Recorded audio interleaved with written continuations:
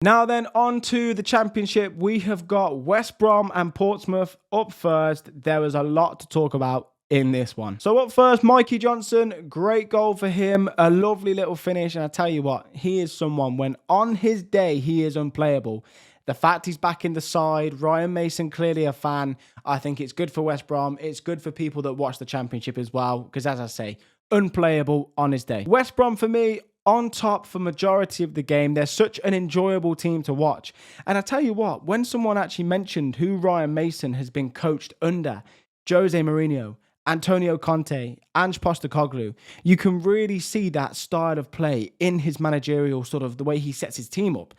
And I'm very, very fascinated to see how West Brom can do this season. There are some things that just happen in a football match that you cannot stop. Josh Murphy back in the Portsmouth side. What a cross it was from him. Unbelievable accuracy to pick out Colby Bishop. And again, the cross was amazing. That's what everyone's talking about. But the header was also so good. Colby Bishop rose highest, that glancing header into the far corner, great finish. And at 1-1, I still thought though, West Brom had enough to go on and get the winner. And of course, the two controversial points that led to Ryan Mason picking up one yellow card and then a second, which led to his red card.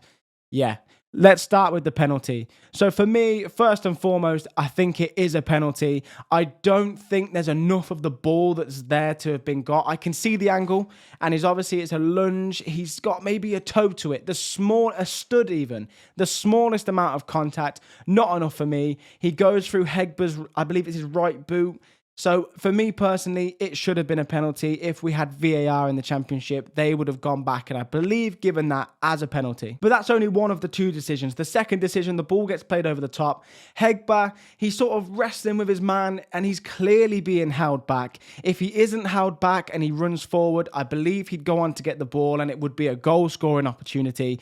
The problem here is that he was too honest and didn't go down. Now, the referees have got to do something about this because Hegber is honest. He stays on his feet. He tries to play the game, but he's still being fouled. If he goes down and throws himself to the floor, the referee has a decision to make.